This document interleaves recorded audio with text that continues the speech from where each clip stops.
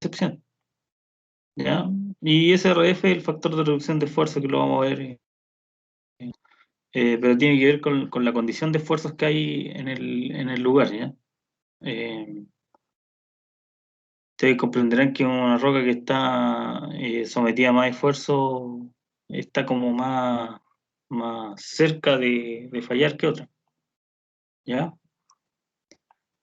Bueno, y la otra forma de ver esto es como la forma que les doy acá, es una forma de verlo como cada eh, factor, digamos, por separado, pero este Q, Barton en su trabajo, ya cuando se propone este factor, lo divide en estos tres factores que están acá, que son este y este.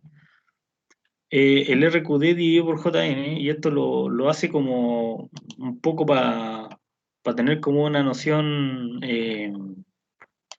para tener una noción física de lo que está pasando, ¿ya?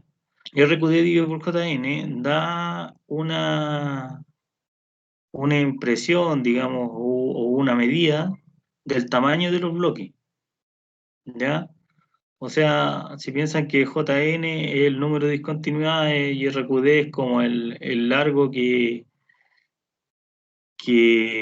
está intacto, entonces es algo así como el tamaño que posee cada bloque en su medio. ¿Ya? Y este número va de 100 dividido por 0,5, que es el número más bajo. O sea, aquí se da el rango, digamos, desde el mayor RQD y el menor JN, ¿ya? Hasta 10 partido por 20.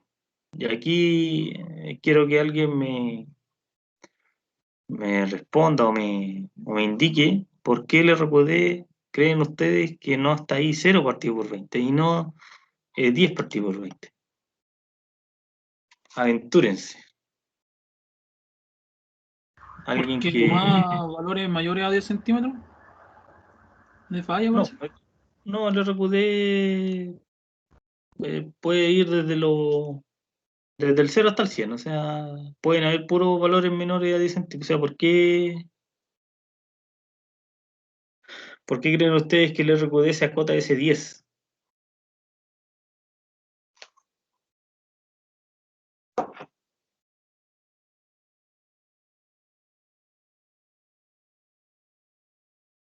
O sea, el RQD como físicamente es posible que tome un valor de 0 o de 5, no, eso no es impedimento, digo.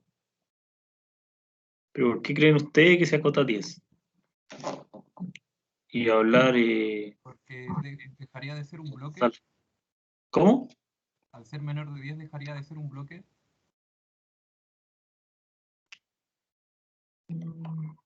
No necesariamente, si uno piensa aquí que podemos poner un 5, ¿cierto? 5 dividido en 20 sería un cuarto, o sea, seguiría teniendo un valor válido, digo.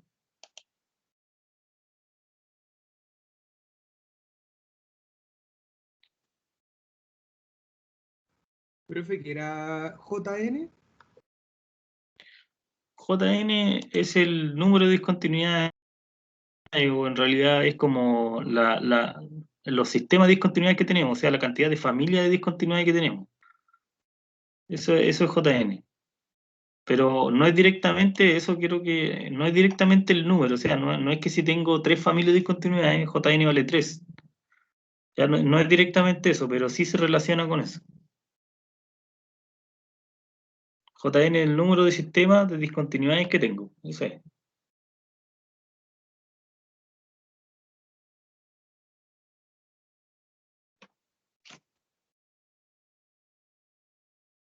Bueno, todo esto obviamente les comento, para que quizás lo hagamos más adelante, si es que nos da el tiempo.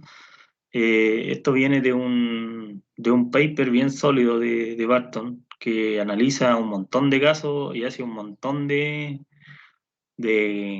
digamos, de parámetros, una cosa muy exhaustiva, ¿ya?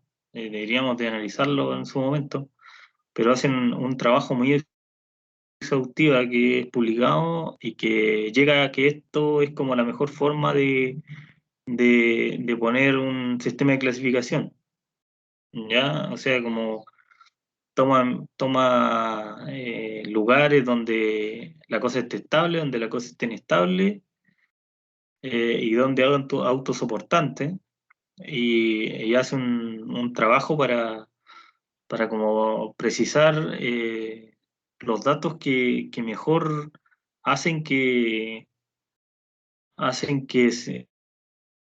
calce, digamos, la teoría con la realidad, ¿ya? O sea, no son datos como al azar, sino que son, digamos, los datos más relevantes que se observan de manera empírica, ¿ya? Igual, conceptualmente también uno pensaría que faltaba eso, ¿cierto? Faltaba como la rugosidad y la condición de alteración, el número de set y el agua, de como los ingredientes quizás que le faltaban al RQD, que lo compara con trabajos anteriores de Terzaghi.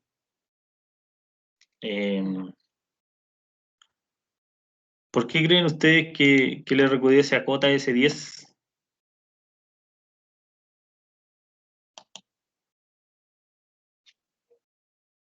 Alguien que se tire a la piscina. O bajo 10 quizás está muy molida, muy molido el macizo rocoso, ¿o no? Ya, por ahí va la cosa. Eso es. Eh, Nosotros cuando hablamos de mecánica de rocas, hablamos de rocas, ¿ya? No hablamos de suelos.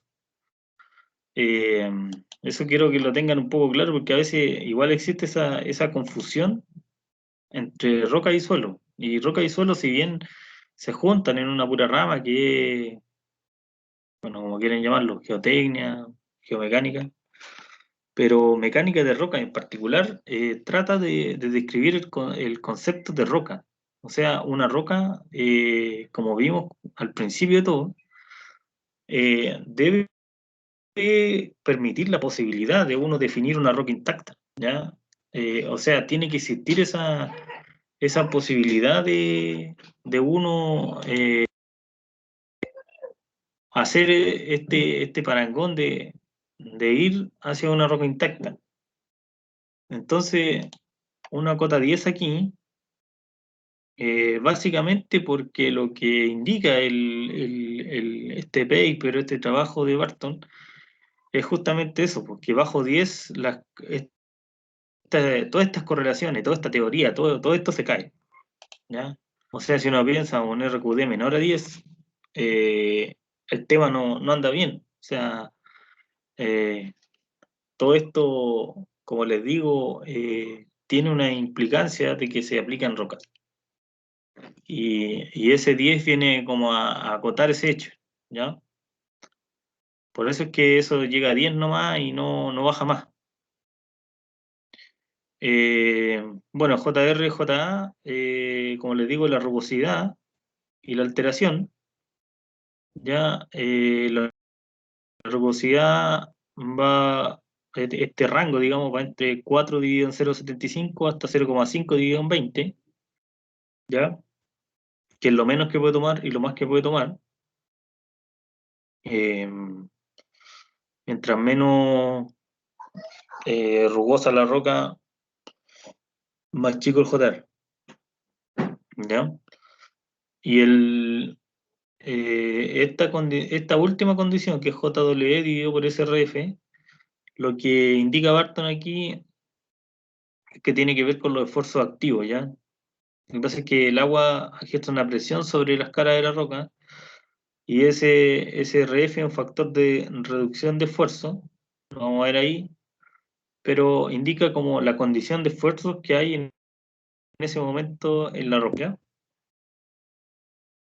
Eh, bueno, ustedes como ven, estos rangos, digamos, no son los mismos que el RQD, que va solo entre 0 y 100, sino que ya cambia la cosa, aquí va entre un número mucho mayor, digamos, entre un número mucho menor.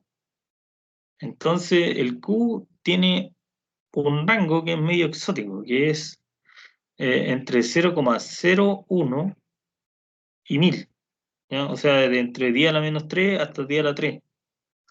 por este hecho, porque es una multiplicación de tres cosas, digamos, que se mueven en estos rangos, ¿ya? En este rango, digamos, que entre 10 a la menos 3 y 10 a la menos 2, la roca es excepcionalmente mala, ¿ya? Después extremadamente mala, muy mala entre 0, 1 y 1, entre 1 y 4 mala, y normalmente estamos acá entre 4 y 10, una roca media, después vendría una roca buena, una roca muy buena y una roca extremadamente buena, ¿ya? Esa clasificación es de Barton, ¿ya? Llega, como le digo, hasta el 1000, entre 400 y 1000 ya excepcionalmente bueno. Pero hay que acordarse de esto, que a veces un poco se nos va, de que esto va entre 10 a la menos 3 y 10 a la 3, ¿ya? O sea, eh, los gráficos que se hacen con este tipo de cosas son del tipo logarítmico, entonces ahí, digamos, salí un poco el tema. Como les digo, esto podría ponerlo en gráfico logarítmico y solamente podría poner entre menos 3 y 3, ¿ya? O podría ser un parangón, digamos, a los números naturales y poner entre, no sé, entre 0 y 6, por decir un rango, ¿ya? Pero normalmente este gráfico es logarítmico en ese eje del Q, ¿ya? Bueno, aquí está la tabla. eh, Algo que rescatar de acá.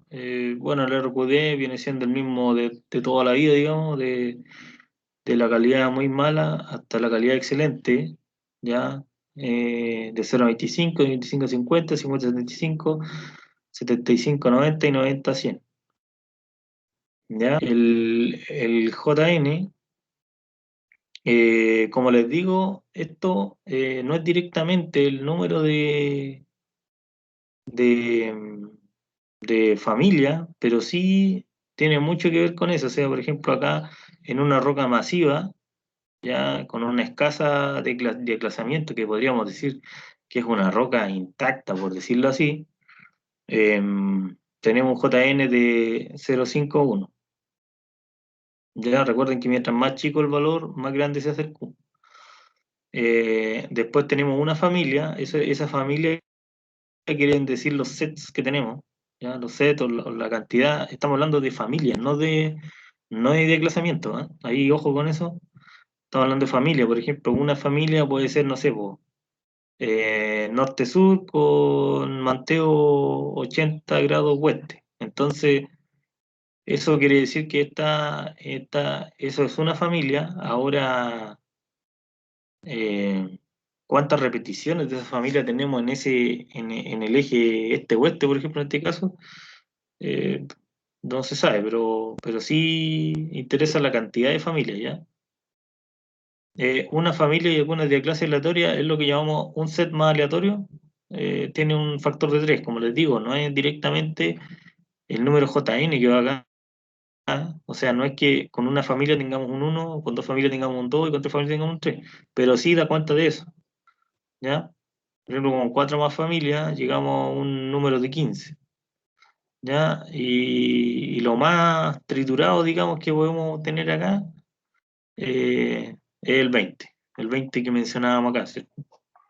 Que es el máximo número que puede tomar el J sub n, ¿ya? O el menor tamaño de bloque, ¿ya? Eh, bueno, quiere decir, el índice de rugosidad yo diría que el índice de rugosidad es como el, la gran, el gran aporte de este sistema de clasificación. ¿Por qué? Porque como les decía, el tema de la rugosidad es prácticamente dentro de todos los temas que uno tiene que considerar, digamos, es eh, el tema más relevante después del RQD. O sea, si no hay rugosidad, simplemente no hay, o sea, si, como les digo, entre un bloque y otro hay una cosa lisa, no hay ninguna rugosidad, entonces ese bloque no tiene en qué sustentarse, ¿ya? Entonces tenemos diaclasas continuas, de clase ondulada, rugosa o irregulares, ¿ya? Onduladas lisas, onduladas perfectamente lisas, y vamos a ver cómo diferenciarlas. De clases planas, rugosas, irregulares, de clases planas lisas, o planas perfectamente lisas, ahí caímos, digamos, planas y perfectamente lisas, caímos al peor caso, digamos. Ese es lo que queda de esta tabla. Eh, Esa es la rugosidad. Vamos a la alteración.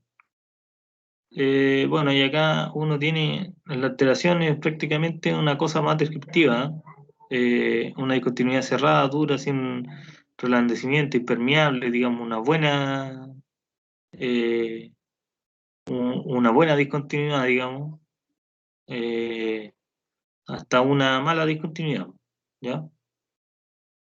Eh, bueno, el factor de agua, generalmente el factor de agua lo que uno se preocupa o lo que más decide es como qué tanta escorrentía de agua hay.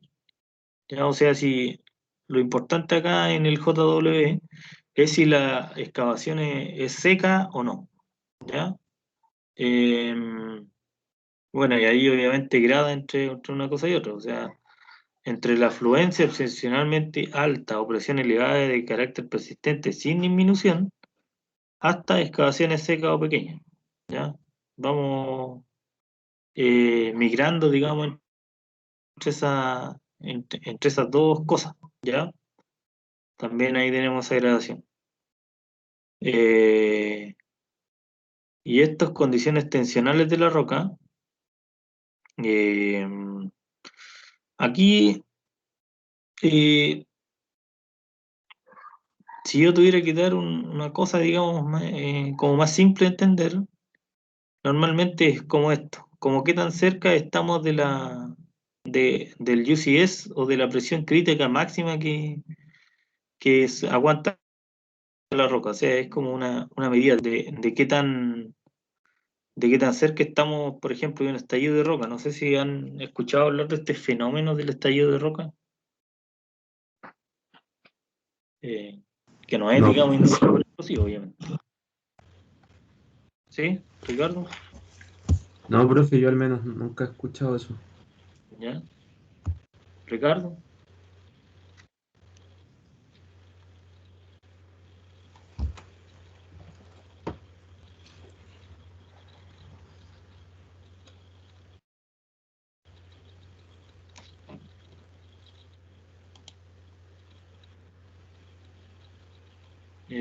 ¿Ricardo? ¿Sí, profe? Me ¿Escucha? parece que Ricardo tenía abierto el micrófono. No, ¿No? Cristian, ahí sí. Están cambiados. Ah, y ahora Ricardo, ¿no? Ahora puedo hablar. Sí, profe, pero yo le había hablado recién de que yo no conocía el término del estallido de roca. Ah, ya. Bueno, el estallido de roca no es más que, a ver, cuando uno hace una perforación o un trabajo minero, o un túnel, un trabajo, una obra civil, lo que sea, a, digamos, mucha profundidad en la tierra. Habíamos hablado también de la presión litostática, ¿cierto? Si la condición de esfuerzo es muy alta, ¿ya? Y eso pasó, digamos, en Teniente, particularmente la mina Teniente, cuando hicieron el nuevo nivel mina, o incluso antes que eso. Lo que pasa es que las presiones, digamos, que están in situ ahí, están equilibradas antes de uno hacer una labor minera, digamos. ¿Ya? Imagínense que eso está, digamos, está cargado, pero está estable. ¿Ya? Entonces viene este túnel, que lo ven así, que, que saca material de ahí, y esas fuerzas que estaban originalmente ahí, ya sean litostáticas o de otro tipo, se, se redireccionan y se redimensionan, o sea, se redistribuyen alrededor de la excavación que tenemos. Entonces lo que sucede ahí es que a veces tenemos la condición de que la propia presión in situ, ya las propias solicitaciones in situ que tenemos de la roca, son mayores que la resistencia de la roca misma. Entonces cuando pasa eso, hay estallido de roca, o sea, se llama así porque hay un estallido, ya que es un estallido potente, o sea, no se llama estallido por nada. Hay un material que se proyecta, digamos, desde las cajas hasta el centro de la labor, eh, pero que no necesitó, digamos, de ningún tipo de explosivo ni nada, sino que se hizo por sí solo, ¿ya?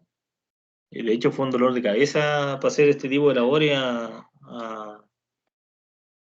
en lugares muy profundos, ¿ya? Después, bueno, aparecieron con unas ideas de fracturamiento hidráulico y ese tipo de cosas como para bajar las presiones alrededor de la excavación, pero el fenómeno existe. O sea, es un estallido de roca que básicamente tiene que ver con este factor, digamos. O sea, con que nuestras solicitaciones, nuestras presiones in situ son muy parecidas a lo que medimos en laboratorio como roca, como resistencia a la compresión uniaxial, por ejemplo. Entonces, bajo esa condición, estamos, estamos en un lugar donde se puede producir este famoso estallido de roca y puede haber ese tipo de fenómeno. O sea, yo se lo voy a describir más o menos así, de esa manera, en que uno, por ejemplo, si hace una labor más o menos cercana a la superficie, no existe tanta presión, pero si uno hace una labor eh, a, a cotas muy bajas, ya que hay mucha sobrecarga, digamos, entre la labor que estoy haciendo y la topografía, puede efectivamente haber este tema del estallido de roca, ¿ya?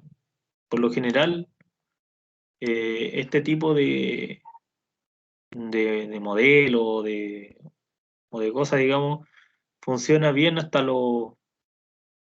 No, esta no es una ciencia exacta, como le digo ya, pero más o menos hablemos de los 700 metros, 1000 metros, es como una cota, y bajo eso podría haber un estallido de roca u otras cosas, ¿ya? Eh, Igual esto cuando se hacen labores, bueno, probablemente aquí no lo veamos, no lo vamos a ver, pero cuando se hacen labores a mayor profundidad, hay que cambiar un poco también el chip de las teorías que aplicar, ¿cierto? Así como el RQD no se puede aplicar bajo 10, digamos, también este tema de las presiones no pueden subir hasta un punto muy crítico, ¿ya? Pero funciona bien y funcionaba bien también, entenderán, cuando se publicó este índice, ¿ya? Ahora las labores son progresivamente a cotas más bajas por el hecho también del agotamiento, digamos, de los recursos en las minas. Entonces cada vez hay que buscar cotas más bajas para poder extraer, digamos, este material, ¿ya?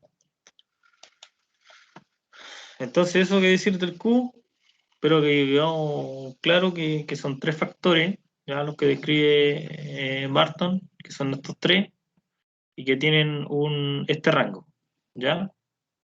Después lo vamos a ocupar, así que es bien ocupado, más que nada es ocupado en túneles. Lo más usado de este Q de Barton es cuando uno hace túneles, porque hay unos gráficos bien, de hecho en el mismo trabajo, hay un gráfico bien importante de Barton que relaciona este Q con la posibilidad o no, o con la necesidad o no, de tener que instalar fortificaciones, ¿ya? O sea, uno ve si está en una zona estable o inestable, o en una zona que requiere de algún tipo de fortificación extra. ¿Ya?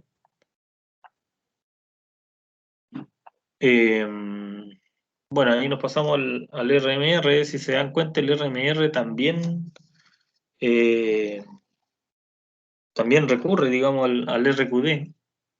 No era mentira, digamos, que eran base para todas las clasificaciones, pero tiene una cierta, el RMR tiene cierta diferencia con respecto al Q, en el sentido de que cambia la idea de la clasificación. O sea, aquí los términos, todos estos parámetros que están, ya que en este caso son 6, ¿ya? A veces se ocupan con menos y a veces se ocupan con más términos, eh, pero estos seis parámetros tienen cada uno una puntuación, ¿ya? Estos son los parámetros, pero así como lo hacemos con el Q, todos estos tienen una puntuación. Entonces, por ejemplo, hay una puntuación para el UCS, una puntuación para el RQD, una puntuación para el espaciamiento de la discontinuidad. Ojo que acá aparece espaciamiento de discontinuidades y no número de familia, ¿ya? Condición de discontinuidades, condición de agua y orientación de discontinuidades. Entonces, típicamente, el RMR es la suma de seis puntajes distintos que tiene que ver cada uno con cada una de estas cosas, ¿ya? Bueno, como les decía, aquí hay un RMR que es un puntaje del UCS, un puntaje del RQD, un puntaje del espaciamiento, ¿ya? Un puntaje de la condición de discontinuidades, puntaje de la condición de agua y un puntaje de la orientación de las discontinuidades, ¿ya? Es como, cambia un poco con respecto al Q, pero no tanto, pero sí, este tema de que sea una suma hace que esto vaya entre 0 y 100, ¿ya? Entonces, este RMR es bien ocupado cuando uno quiere hablar, digamos, de cuál es la clase que tiene la roca. O sea, clase 1, estamos hablando de una clase buena, clase 2, eh, buena, clase 3, todavía estamos en una roca ahí irregular, que a veces requiere alguna fortificación. Clase 4, definitivamente una roca mala, no quiere decir que no se pueda hacer una labor en una roca mala, pero geomecánicamente hablando, o hablando de clasificaciones, es mala y requiere, digamos, esta sí requiere de algo sistemático ya, de un apernado sistemático, una fortificación sistemática o algo que sea más o menos estable, digamos, durante toda la labor.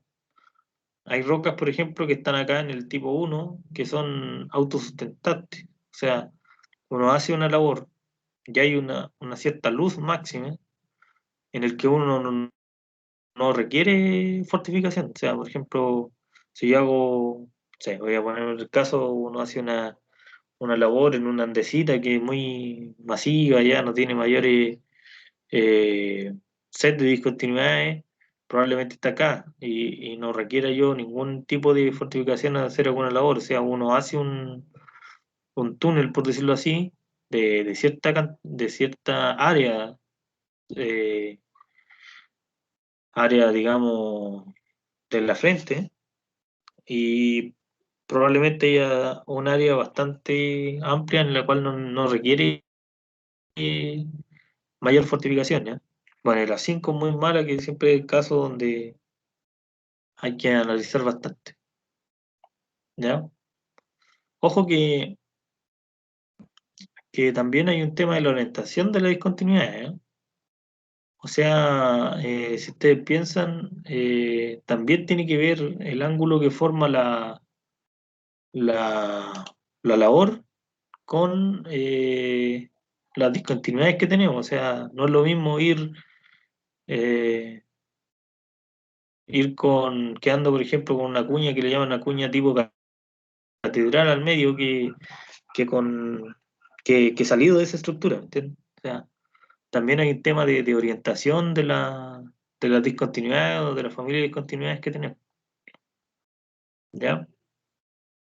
Bueno, la evolución esto es importante que entiendan que esto, como les dije al principio, y como se lo recalqué con el RQD, con ese famoso ejemplo de García, eh, esto va evolucionando en el tiempo, no es una ciencia así tan exacta y a veces uno necesita, como les decía yo, incluso hasta modificar un poco el tema como para tener algo propio de uno, ¿ya? De la condición a la que uno está enfrentado, ¿ya? Entonces estos puntajes han ido, digamos, variando, ¿ya? O sea, por ejemplo, acá tenemos cómo han ido variando los puntajes. Por ejemplo, antes al UCS se le asignaba un puntaje solamente de 10 y ahora llega hasta 15, ¿ya? El RQD lo mismo, subió. Eh, y este espaciamiento bajó. Entonces, todas estas cosas son sujetas a cambio y cada vez que se publica de nuevo, como para adaptarse a los nuevos datos que tenemos, ¿ya?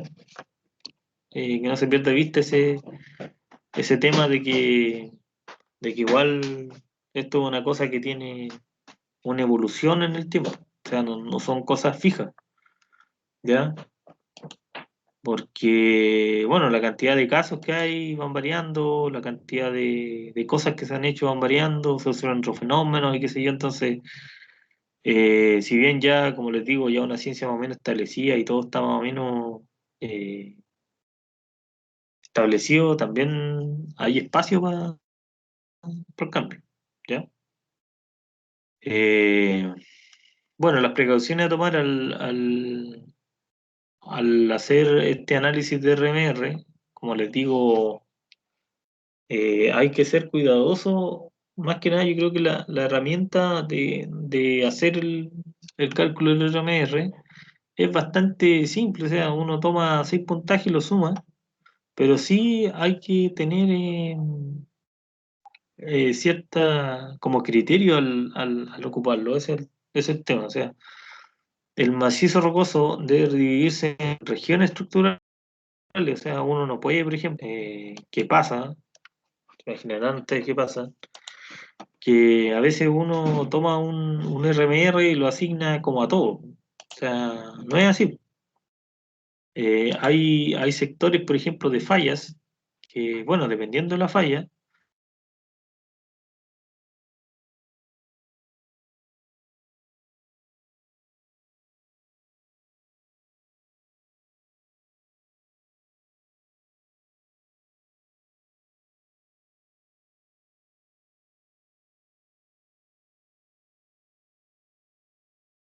puede. Profe, no lo escucho. Profesor, se le fue el audio. Ya, ahora volví. No se escucha, profe. Se caché. ¿Ahora? Sí, ahora sí. Ya.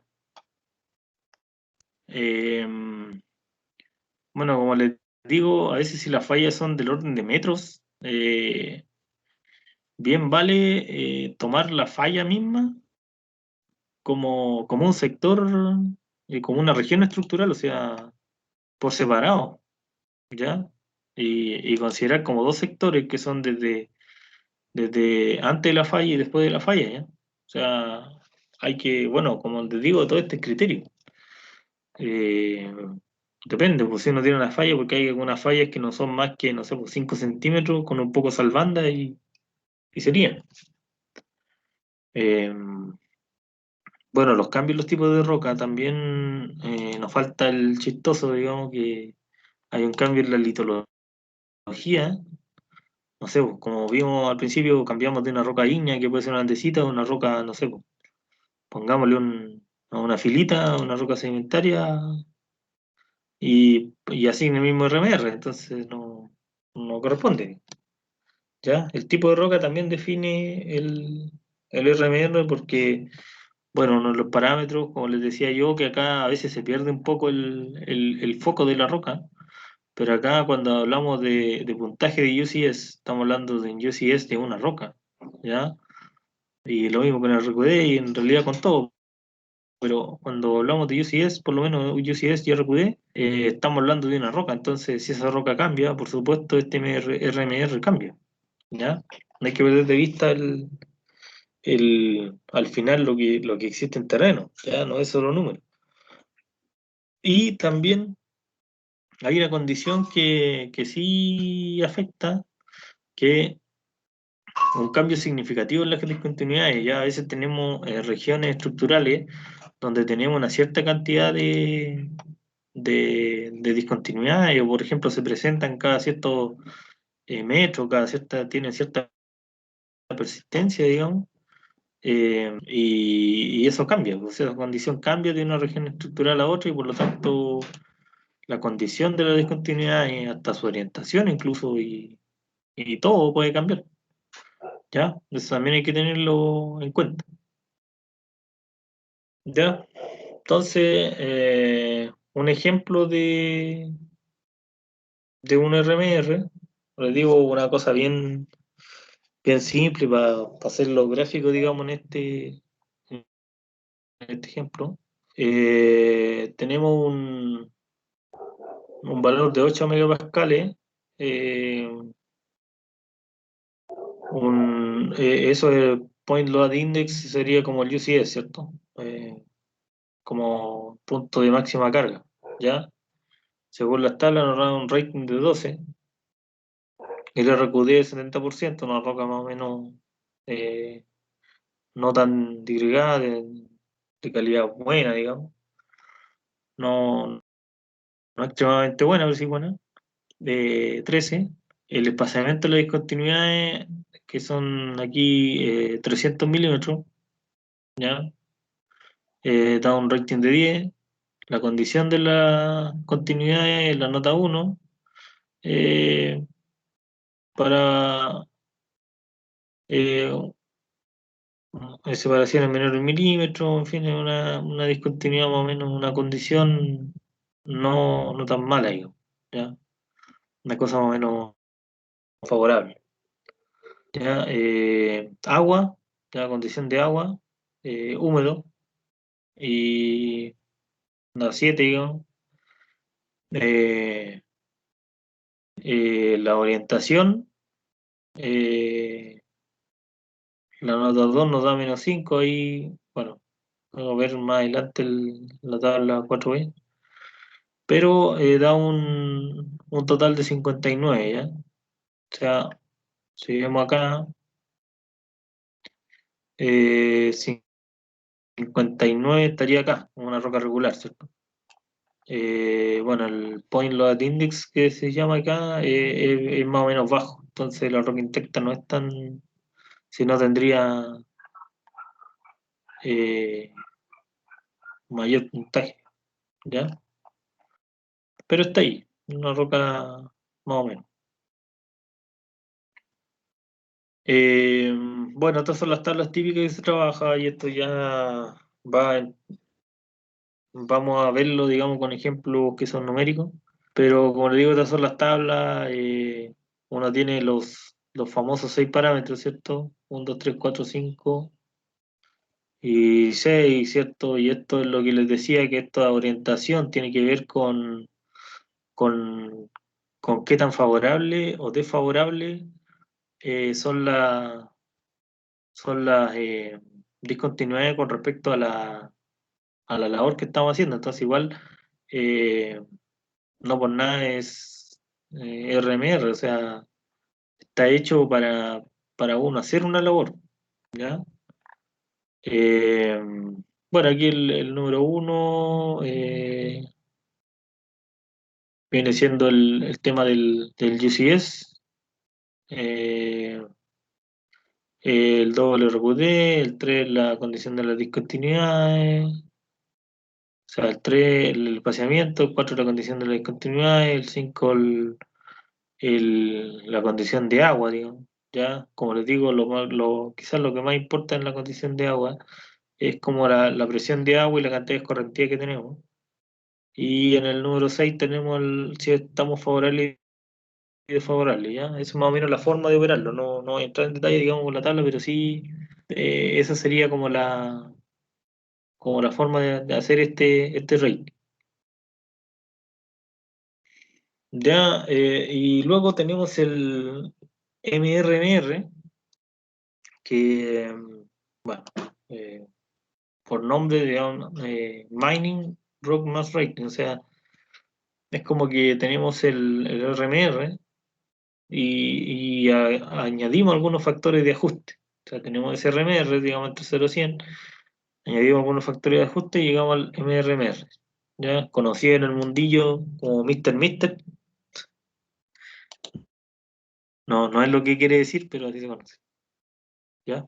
Los factores de ajuste tienen que ver con las cosas in situ que hay, ¿ya? Esfuerzo in situ, esfuerzo inducido, efecto de la tronadura, ahí para que vean que se ha introducido como un factor ahí que tiene que ver con la minería y no con el macizo rocoso en sí, porque al final el efecto de la tronadura, que es el daño, tiene que ver más cómo estoy haciendo mi labor que con la condición que tenemos, ¿ya? Y la alteración por exposición al medio ambiente, ¿ya? Estas modificaciones, como lo veíamos la clase pasada me parece, fueron hechas por el blockchain, ¿ya? Entonces, de alguna manera, el MRMR mide también la hundibilidad del macizo, ¿ya? Eh, Fue hecho especialmente para eso. Entonces tenemos a sub m que es metilización, la orientación, los esfuerzos inducidos que tenemos y la tronadura. Como les digo, eso tiene más que ver con cómo estamos haciendo nosotros la tronadura al macizo rocoso en sí. Pero bueno, existe este tema. Entonces el Mr. el MRMR, va entre 0,3 a 1,2 del IRMR, ¿ya? O sea, estos factores de ajuste que se ven ahí pueden estar entre el 30% y el 120% de lo original que tenía, ¿ya? Eh, bueno, la meteorización, no sé si alguno conoce el término, que si yo voy muy rápido en estas cosas. ¿Meteorización le suena algo?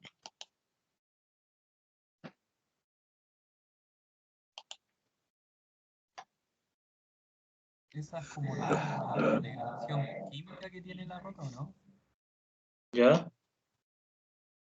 Rodrigo habla, parece, ¿no?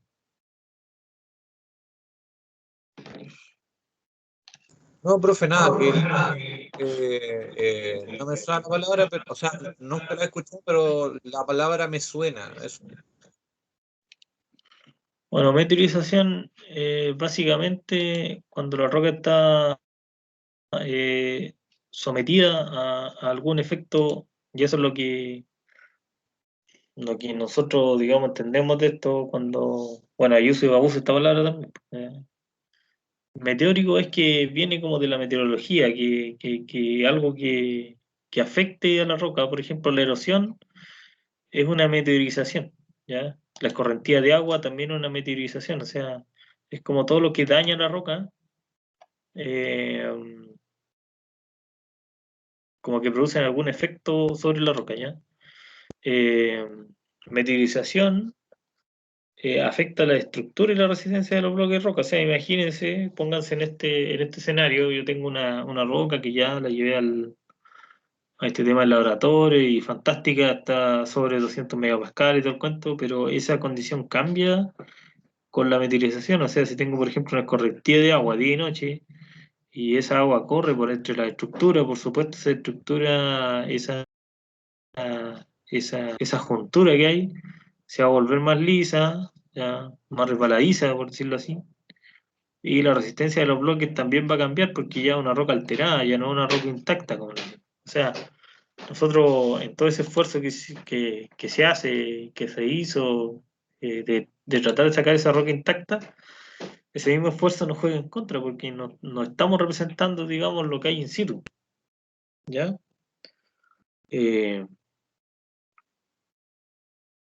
Eh, bueno, ¿cuánto tiempo está en la exposición? Ese es el cuento. O sea, tenemos una meteorización, como les digo, que son...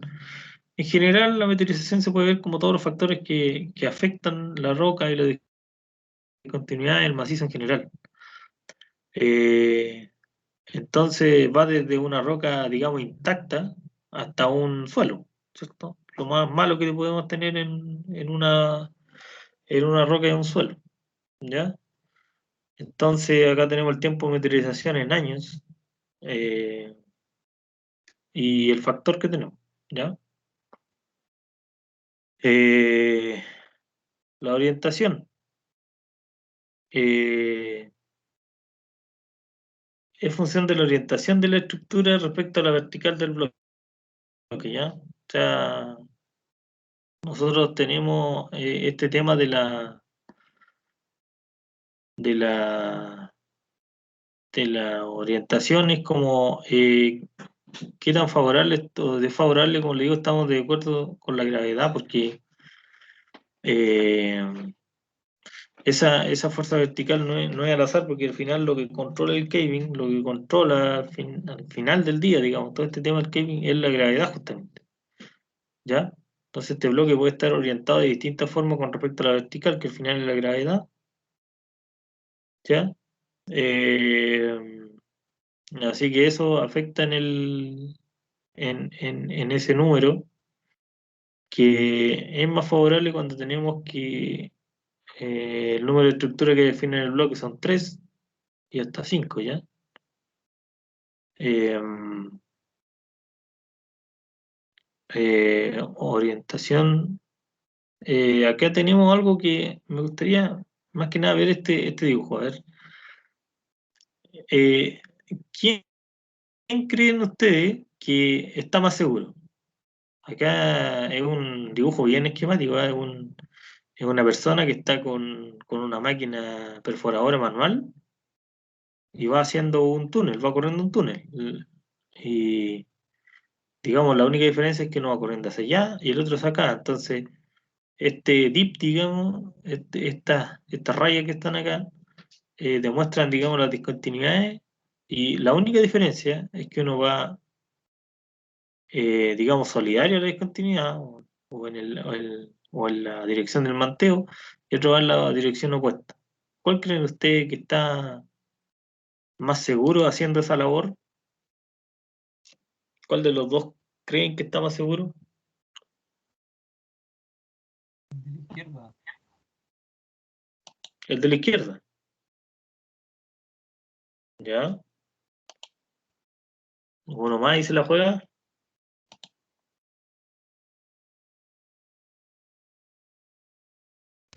El de la izquierda, profe. Ya, el de la izquierda.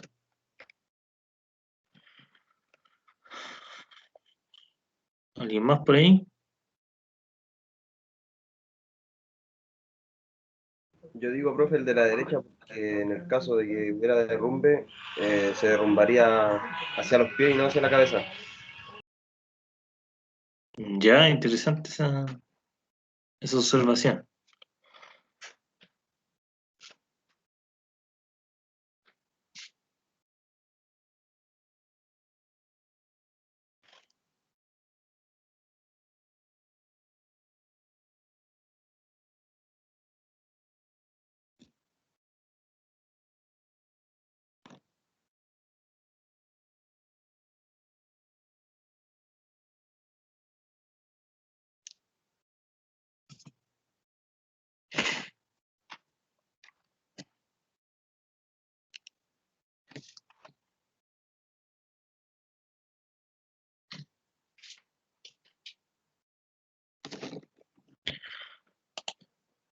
Ya, bueno, lo que acá intenta decir es que siempre es preferible, digamos, hacer las labores en la dirección del manteo. O sea, ¿qué es el manteo? Es esto. ¿Ya? Uno siempre va a tener un ángulo entre, entre la labor que uno está haciendo y el dip. ¿Ya? O sea, este manteo, uno está o siguiendo el manteo o a contrapelo el manteo. También uno puede ir por el rumbo, ¿eh? Eso no se descarta. Pero digamos en este caso, que es como blanco-negro, o tengo que ir para allá o para acá, es preferible el avance en la dirección del manteo, ¿ya? Antes que en la dirección opuesta. ¿Ya? O sea, es más preferible ir como el de la izquierda que ir como el de la derecha. ¿ya? Hay un tema estructural ahí, y aquí se ve también que van poniendo pernos, ¿ya? Lo que decía el compañero ahí es cierto, pero uno hace una tronadura y va poniendo estos pernos y va siguiendo, y si se dan cuenta, ese perno va amarrando el otro paquete que está más arriba, y esto queda más o menos estable, porque para ceder este cachito de aquí, ¿ya? Porque esto es lo que está más cerca de ceder, ¿cierto? Ese cachito que está ahí, tiene que ceder todo este bloque completo acá. Entonces, esa es la manera de trabajar, digamos, en este tipo de estructuras que están manteándose a un lado, ¿ya? No es una roca masiva, sino que es una roca que tiene un cierto manteo hacia un lugar. Típicamente, por ejemplo, me imagino una roca sedimentaria o de ese tipo, ¿ya? Que está manteando, por ejemplo, 30 grados opuesta, entonces es más, en este caso, si que tuviera que hacer una labor hacia algún lado, es mejor ir hacia ese lado, hacia la izquierda, e ir amarrando estos paquetes de roca así. Ya, como les digo, también en la realidad uno puede ir en el rumbo, o en otro lado, por ejemplo, uno en el rumbo tiene la ventaja, digamos, eh, de que uno puede correr en este rumbo, que es lo que se hace, bueno, en las minas del sector central.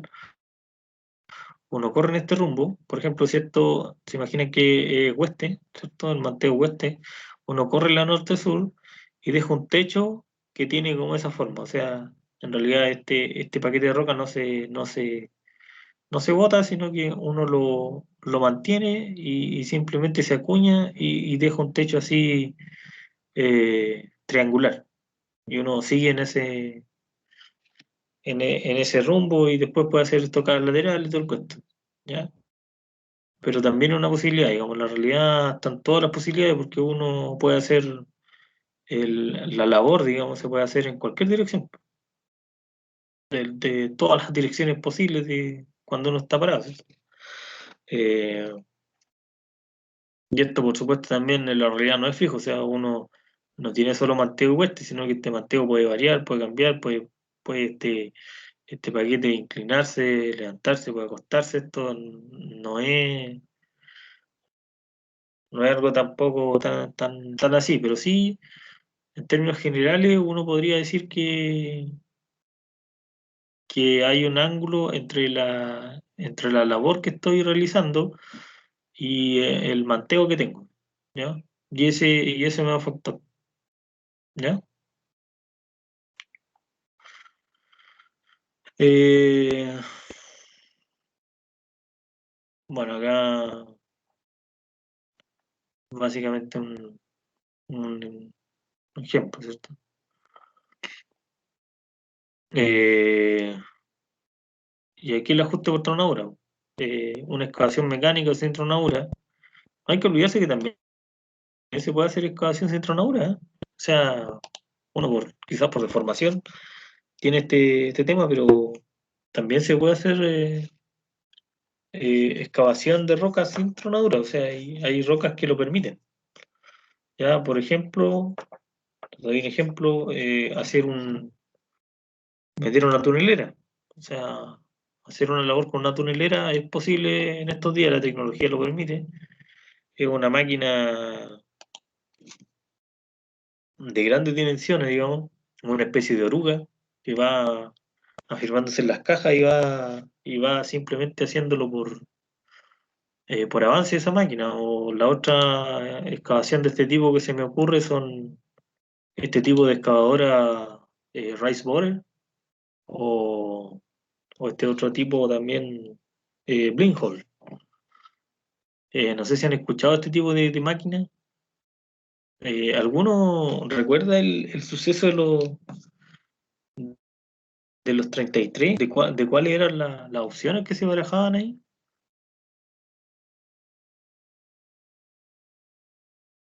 No, profe, no recuerdo. Nadie recuerda cuáles fueron las posibilidades que hubieron.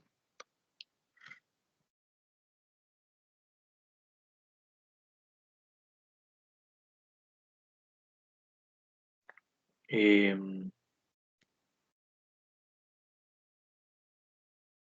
¿Alguno conoce el término una race borer? ¿Una máquina race borer? ¿Ha escuchado alguna vez de este tipo de máquina? No, profesor. Ya.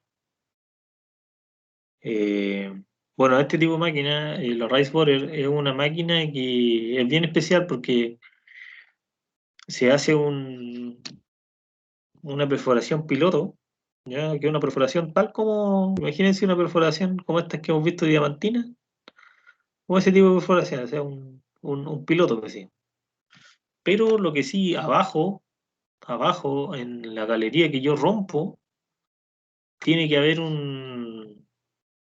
tiene que haber un escariador que se llama, que es un platillo, digamos, gigante, que se conecta a la sarta de barras que van hacia abajo, y eso solamente mediante presión y fuerza, digamos, de empuje de la máquina, va subiendo y va quedando al tiro la chimenea en este caso. Chimenea, bueno, chimenea es, imagínense un túnel es una cosa horizontal, ¿cierto? Chimenea es como el equivalente al túnel, pero vertical. Va quedando una chimenea de diámetro final hacia arriba, ¿ya?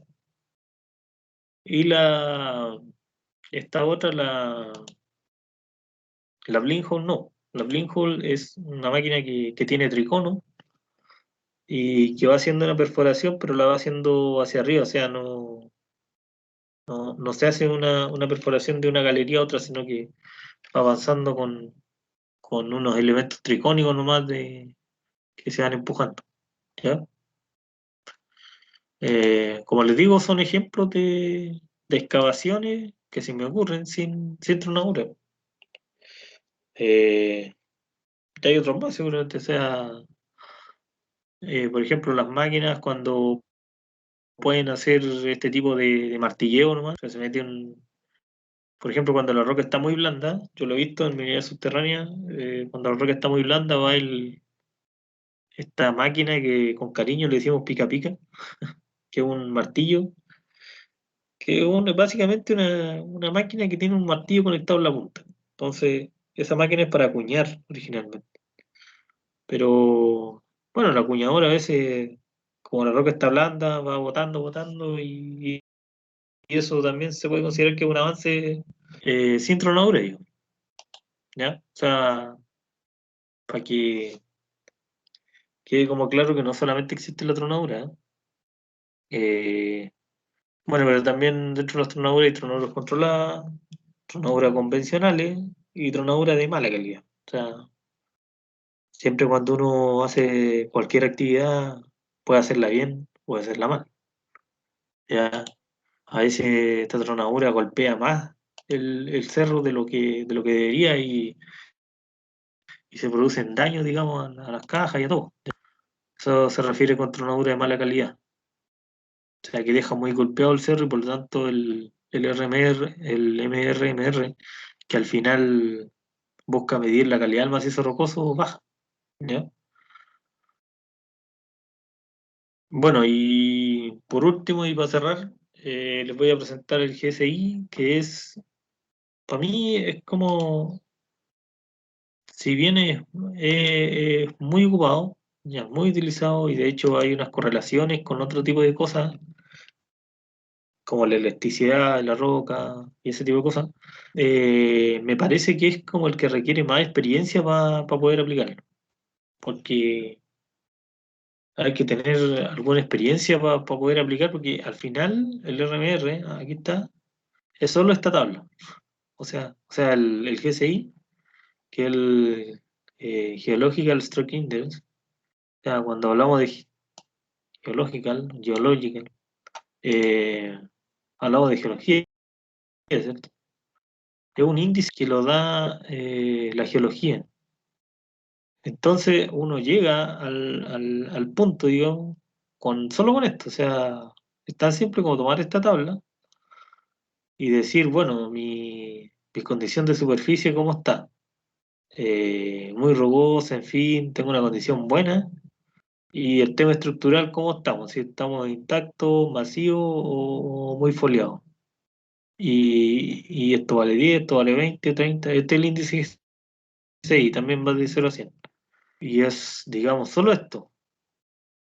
O sea, hay también unas modificaciones de esta tabla que se hacen para otras rocas, ¿cierto? Esto es pensado en una roca de tipo ígnea, me parece. Si es que no estoy mal, pero esto es pensado en una roca ígnea. Eh, pero también existe para, bueno, hay modificaciones, como les digo, para sedimentaria, para metamórfica, me parece también.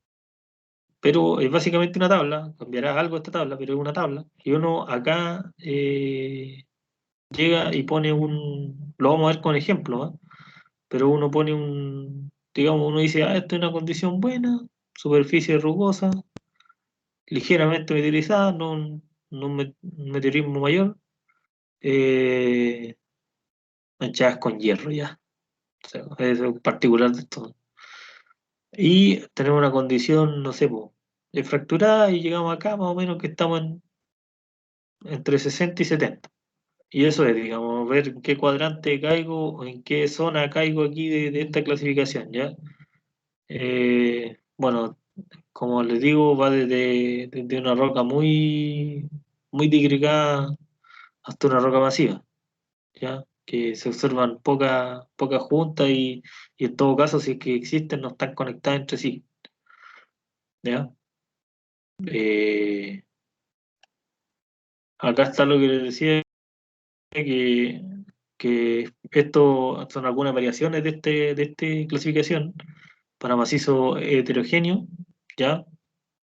Pero básicamente lo mismo, por eso lo digo yo, o sea, uno ve aquí la condición, digamos, y aquí, bueno, aquí tiene como es particularmente este sector, eh, tenemos, como eso le digo, o sea, eso es que no están conectadas estas discontinuidades como la mejor condición.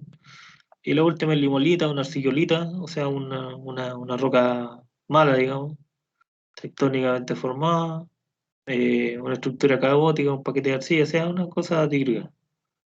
¿Ya? Arcillolita, quiere decir que, bueno, hay arcilla o limolita, porque son minerales de hierro que están bien a maltraer, digamos, ¿ya?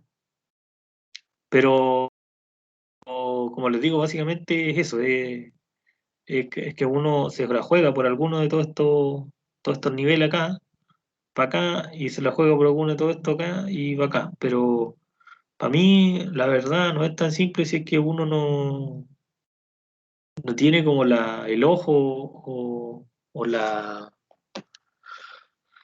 práctica para hacerlo, ¿ya? Bueno, la última cosa es más o menos lo mismo que les digo. Eh, Tiene un número significativo de continuidad orientada al azar, o sea, de discontinuidad orientada al azar. Por lo que se comporta, bueno, y esto es de todo, ¿ah? No es solo de esto, sino que se comporta como una masa isotrópica heterogénea, ¿ya? O sea, el comportamiento de la roca independiente de la dirección de las cargas aplicadas. Bueno, lo que tiene que ver con que es heterogéneo. Eh, el GSI no debe ser utilizado a macizos con una orientación estructural dominante, pero como le digo, hay, hay,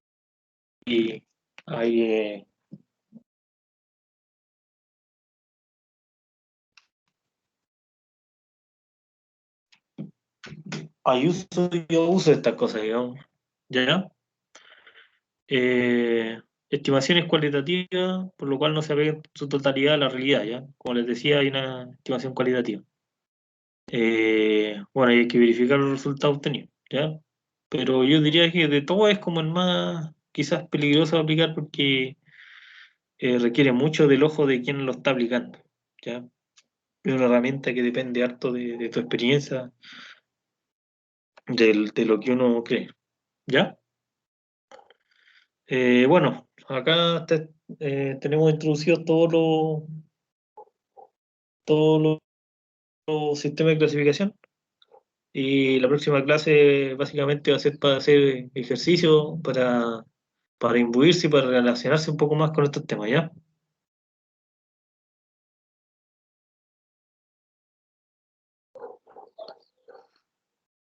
¿Alguien por ahí? Sí, profe, perfecto. Me parece perfecto que la próxima clase sea para ejercicio. Ya. Profe, la presentación la podría subir al Teams, por favor. Ya, la subo.